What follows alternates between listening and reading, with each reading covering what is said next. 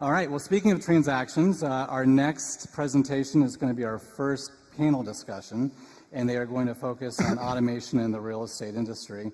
I'm going to introduce my friend and colleague, Noel O'Connel. He is the UK business manager, and he's going to be hosting all the panels this afternoon, and this will be his first. Please welcome to the stage Noel and his panel.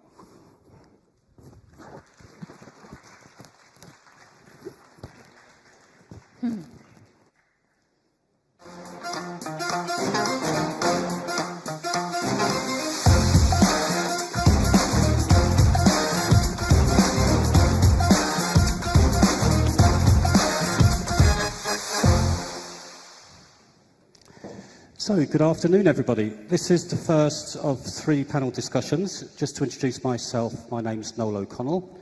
I'm one of the enterprise account managers at Legito, based in the UK. We have a very esteemed panel with us today. So, just starting here, we have Andrea. She's the COO of Fincentrum Reality, which is part of Swiss Life, based here in Prague. We have Duong Hong. Duong's an independent consultant. We've worked together for many years on many large projects. And Duong's really here to give a more holistic view as a real estate expert and to sort of draw on some of the experiences in some of the questions. And we have Nel and Ingeborg, who both work for Royal BAM, based in the Netherlands, who build houses and pass them on through the sales process. And let's see if I can work this. There we go. So what we'll do, we'll start off with you, Nel. Could you just introduce yourself and give us a bit of background about your company and why you were looking at document automation, and if you could just touch on some of the pain and really why you needed to resolve that pain. Yes, of course. Thank you, Noel. My name is Noel Pelle, and I work as a sales manager at AM, which is part of the Royal BAM Group. AM is a project developer, and active in the development and redevelopment of houses, housing estates, integrated multifunctional projects such as downtown areas, but also social property and shopping centers. And as a sales manager, I'm responsible for the sales of new built houses to private consumers. We were looking at documentation automation because of the errors in our contracts, mainly the financial input. And therefore, we needed a lot of multiple checks by different disciplines. That was a lot of work, and also, despite of the errors, despite of the checks, errors remained, and we had to reject contracts. Perfect, thank you. And Andrea, same question. Thank you. I'm here as a representative of our company, Fincentrum Reality, which is a real estate agency founded here in Czech Republic. Now we are over 200 brokers and 70 offices through all Czech Republic. And if I should introduce myself, I began 6 or 7 years ago as a junior lawyer in our company. After 6 months, I became head of the legal department, and after 3 years, I started to be a director of legal and compliance and as COO, as well.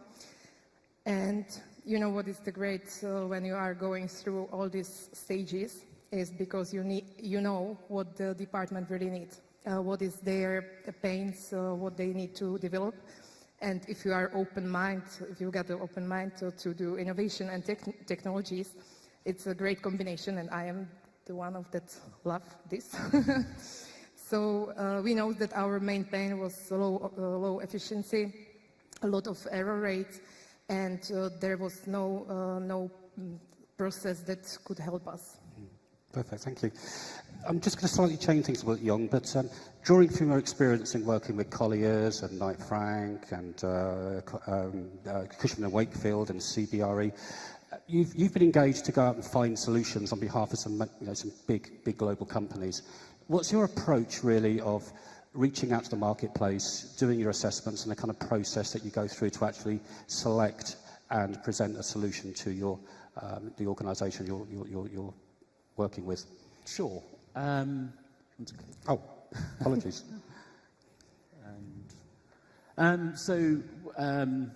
Business analysis is quite often the approach in terms of identifying solutions. What I want to focus on today is the key part around measuring. A lot of projects may not do this sufficiently well enough. It's important for measurement to help provide empirical data on what your solution should be. We use a process called PAT. So we look at the process as a whole, full end-to-end, and then we look at what makes up that process, which will be clear activity modules of what people are doing as an activity, and those activities are often made up of tasks. So maybe emails, maybe particular processing on a system that needs to be done by an individual. Once you're able to measure, what that allows you to do is look at what is the problem, and if you click on the next slide, you can see when we looked at valuations, there are 9 key steps, and the drafting the report was one of the biggest costs in terms of time and effort to the business, which meant that if we were to focus on looking for solutions for our clients, then we need to look at what could help drafting of the report. So that then led to document automation as being a keystone in part of the solution for what we do. Great. We will touch on valuation reports a little bit later. Sure. Just moving over to you, Ingeborg. The slide here.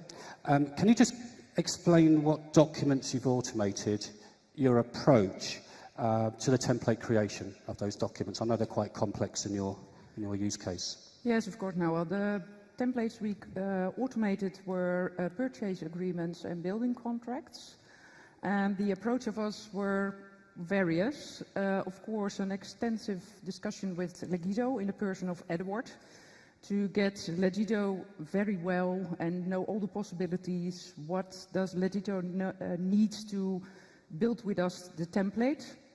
And next to that, we made various analysis of our templates, following on the screen from left to right, in which stage is a contract, who is in charge at that stage, what information and what data do we need.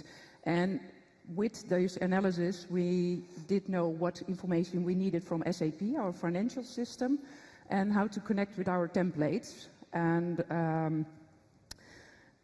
that was one of the analysis, and the other is to, and it's already mentioned with other guest speakers, the styles and that kind of things. If you know how your template must look like, then you can create it perfectly in Legito and get the output right. So that's... So this was a collaboration between your template team and Legito? Sorry? This was a collaboration between your template team and Legito to actually help you build these templates? The cooperation was that, if I understand the question correctly, is that, Edward told us exactly how it worked and what preparation we had to do to get the template correctly in Legito. And that's how we it's a team effort. did it. Yeah, Absolutely team effort. Perfect, thank you. Andrea, let's get these slides right. Here we go. Okay, Andrea, can you walk us through some of the benefits and gains Fincentrum have received with document automation? Yeah. So, as I said, or if I told about the pain, so the gain or the benefits from the automation for me is 3, the most important. It's efficiency, minimize errors, and the joy of working in a user-friendly interface. If I told about the efficiency, it is nowadays when we are create some purchase contract which is automated, thanks to Legito as well. It's instead of 2 hours to prepare this purchase contract, now it's just 20 minutes. So that means in the past we need 5 lawyers to create all this document because we've kind of huge company, we've got a lot of contracts to prepare. And now we can do that the same number of the contract just in the 2 people. That doesn't mean that we need to release these people. We need them to do better work than just admin, to fulfill the templates. We need to expertise. That's the first one. The second benefit is minimize errors. Of course, if you are rewriting everything by your hands from another documentation, there will be a lot of errors and it will be the mess. you need to use the technology to refill and to fulfill your templates by automatically. It's only the way how to solve this problem. And the last one, the joy of working in a user-friendly interface. I think this is the most important to the younger workforce, because young people is following the rules, work smarter, not harder. If they can choose to make 3 steps and they know there should be done in just one, they leave the company. They need to do the steps which is working for them. It's inconceivable for them just to be in some company where is no technologies and no innovation. Perfect, thank you. So 2 hours down to 20 minutes. I'm sure the lawyers were quite happy with that process efficiency. Jong, going back to valuation reports, because this actually is quite an interesting topic. So valuation reports are very, very important for real estate companies. Can you give us a brief overview of the complexity of these documents and some of the innovations you've provided to crack this tough challenge? I mean, Sure. We've done a lot of work on this in the past, so it'd be great if you could share that. Sure. So the report, although it's the key product, it's the actual compiling of that report and all the processes around it that are important. These reports are typically 40 to 100 pages long. They involve a lot of data from different sources, and the whole process is very manually intensive for valuers if they don't have any technology. So you can imagine you take a 100-page report, you highlight it in yellow, you then work through page by page, changing the sections as you work along. That's not a very satisfying job to be doing. What we did was that we looked at the data challenges they had and thought, okay, how do we automate data collection? If we can't API to a data source, then we would use robots, RPA, some people may have heard of that, to scrape data from websites, to retrieve that data, and present that back to the user to put into the report. You also have to insert things like images, so photographs are key to showing an evaluation report, graphics around text, around graphs, so you're showing trends analysis, and also tables. So it's another key area of being able to put information into the report. What about the actual process? Because if I'm in a building and I'm doing the valuation report, there might not be internet. I need to take pictures. I might be on an iPad capturing information. There's probably a process where this information goes into start the creation of the document. It goes through a process. Could you just give us a little bit of an insight into the kind of process to build these documents, how long they took pre-automation, and then kind of some of the... Sure. So bringing in the use of other tools was really important to building solutions. So we had a mobile app. You go on site, it would work offline, you store your data on the app. As soon as you arrive within Signal, it would then transfer the data and the images back to the system, ready to be inserted into the report. We built workflow around the processes so that you're completing section by section in the workflow and then pushing the data to generate the text in the reports. That created a lot of efficiency.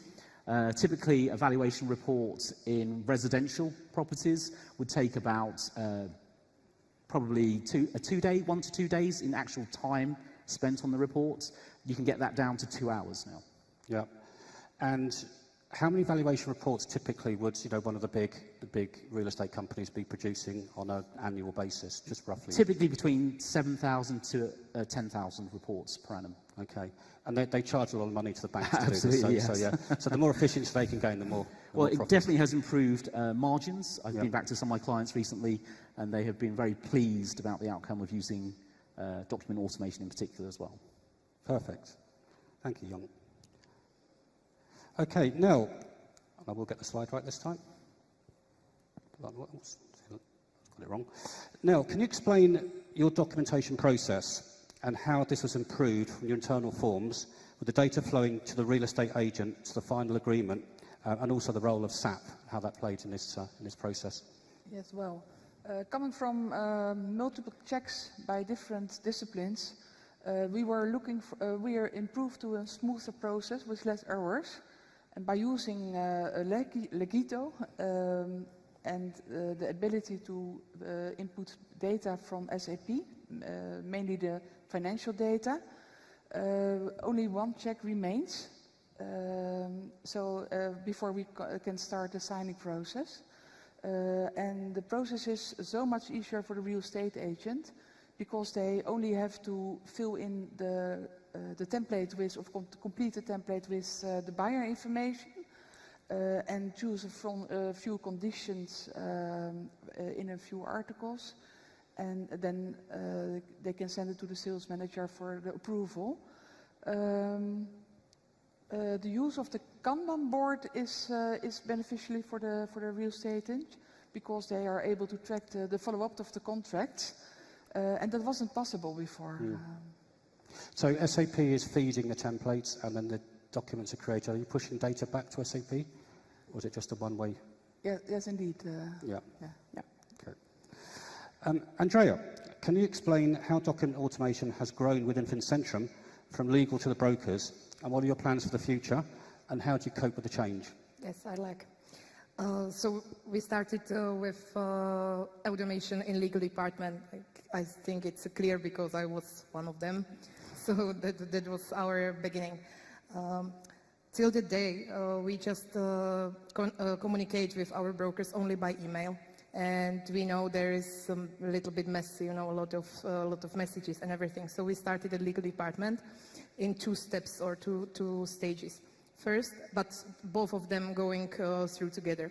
First side was create a special template, thanks to Legito, which was like very huge. Andrea loved it, this template.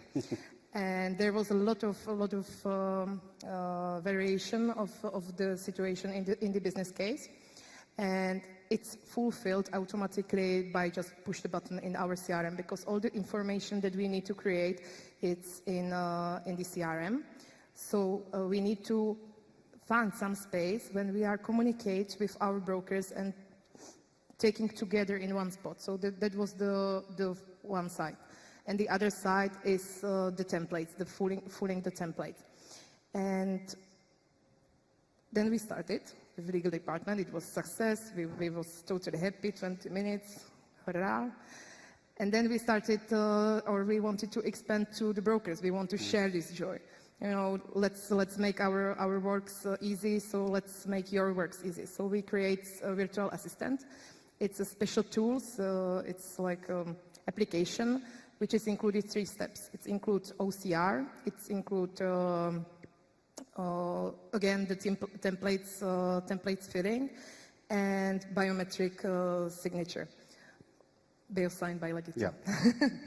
So we started with OCR, just to be sure everybody know what is it, but if our brokers wanted to create the client's profile in our CRM, he just needs the cell phone with the camera and his ID. So he just going there, use this magic stuff, and every data from the ID is uploaded directly in our CRM. Then he just pick up the right document that he needs, and there is a lot of, like, I don't know, for example, 50 kind of document that he can use for this case. So he pick up the one, just push the button, and in the second there is the fulfill template ready to sign. And then he can decide, is this client's a little bit old-fashioned that he need to print it and sign it? There is still some of this kind, because they don't believe that if I sign something on some magic tablet, it's like a normal contract. But I hope that will change in the future. So he can print it, or he can use this bill signed by Legito. He just signed it, and directly when this contract is closed, it's uploaded, this contract, to our CRM back automatically. So he do nothing, just no pushing button, nothing. It's directly going to our system, and then we send by email to our client. So this was the other step. The last step that we already done, it's purchase price custody, because as a real estate agent in Czech Republic, we should do that. So we've got this custody of the price. And again, we need to do faster and more transparent for our brokers. So there is the system, the tools, that he just sent the document that we need to verify the custody. He just sent it, and it's for him, it's done. But then he can see all phases, including the bank, which phase is already done. So, for example, somebody from legal department already working on them. It's waiting for the director because he's not at that office, for example. And in the end, bank is already working and bank is released the money. So this is perfect. It's really easy and it's really fast. So I think they really appreciate this step. because, you know, it's the money, and this is the most important for the clients, and there is a lot of money in the real estate. So our future, it's clear, more application, every innovation, technologies, we love it, so I hope it will done. But our first steps, which is in front of us, is complete our AML module. It's anti-money laundering module, which means there is be something like AI that classify our clients to the risk, risk category, and it's reporting to the AML officer, and there will be a lot of alerts and everything, and I think it will be pretty cool. And the other steps, it's a client system, because now we are perfectly communicate with legal department, with brokers, and we need to perfectly communicate with our clients. So there will be the system, then he should see all his contract, they should sign a new contract like electronically. He can evaluate the immovable property, and he can discuss with us online. Sounds great. Young, can you just briefly describe some of the best practices, in particular design, rollout, and user adoption? Because, I mean, having the best systems in the world are no good if people don't use them. So, you know, it's such an important key piece here. Sure. I think for many of you setting out on a journey to bring document automation into your business, you need to think about the big picture. So what is your target state or your vision of where you want to be after you've implemented your automation? Are you planning to integrate with other systems, maybe your CRM, maybe your finance system? Because all this feeds into is how you then structure the variables you're going to create in the document automation, for example. So do you need to name some of these variables with an API tag, knowing that you're going to API to a particular system, which then is all about what are you going to do after you've implemented your solution? Is there a sustainable approach to managing your solution afterwards? So the variables is a critical part. Secondly, then, what templates do you have in mind are you looking to automate? Because you could go off and create lots of templates, but each template has an overhead to manage after you implemented it. Did you rationalize your templates at the beginning so you had less to manage afterwards? So all these are part of the critical thinking about designing your automation solution. In terms of rollout, I would be very key to stress. You need to think about small, soft launch. You need to focus on your early adopters and your innovators to be part of your journey at the beginning. Quite often you may face resistance within your business about implementation. So being able to control both the impact of the rollout and the narrative inside your company to be able to keep a positive view of your project is critical. So big bang, avoid that completely. You don't want to suddenly give out to 100 users this template and get an overwhelming rush of feedback and problems and issues to track. So try and carefully control your rollouts with small scale, and when you're confident, scale up. Yeah. In terms of adoption, I think, as I said, your early adopters and innovators typically are keen to be involved at the beginning. You need to leverage that as best you can, and when they're ready, what that drives is FOMO. Some of you may have heard this term, fear of missing out. So then the rest of the people that are a bit skeptical, sitting on the fence, when they're seeing these people benefit from your project, they're going to be more interested in actually taking part and adopting what you're presenting. Because you mentioned that just to get the users engaged, you had competitions and you had all sorts of kind of ways of just making them be involved in the process early on. If you just kind of... Yeah. Also, you can consider how do you disrupt people's current thinking. There will be a lot of people saying, why do we have to change? Or maybe there's been a lot of change fatigue in the business because of whatever activities are going on. So how do you make it more engaging for them? Quite often in businesses there may be a competitive feel. So if you can leverage that, maybe have a template that you're interested in, maybe that takes 5-10 minutes to complete. Maybe have a race, get 2 teams involved, sales teams perhaps, and whoever wins a bottle of champagne or takes the team out for lunch. There's an opportunity then to suddenly create a lot of interest and excitement within the company. Great, thank you, Young. Ingeborg, just focusing on the template side of things, just, you know, and the templates that you've created, have you got any tips and tricks, any sort of things you've learned that you can give us some advice on? Yeah, we learned quite a few. Well, first of all, I do think every document can be automated. And the tips and tricks, yeah, first of all, in your team, do have fun, because that helps in the teamwork. You all have a role in the team, but you're also human. So keep the personal touch in a team. I do think that benefits. Have a laugh at the time. Sing songs, as we did in our project. But it helps ease the stress and that kind of things. And then you can continue, and, well, you work quite a while with each other. So if you know each other a bit better, then it works better. Yeah, another advice I have, if you work alongside with Legito, involve them in the template you want to automate. Let them know what the outcome is, what the purpose is, what it is used for, and what outcome you do have, so that they can think with you how to automate the template. And otherwise, get Legito know by heart, especially as a template manager. Then you can think ahead, think of solutions, know how to build it, and help the end users to translate what the needs of the users are. That helps. As I mentioned earlier before, the extensive analysis of the data you want to use in the contract, but also which you want to export to other systems. Yep. That's one of the tips I have.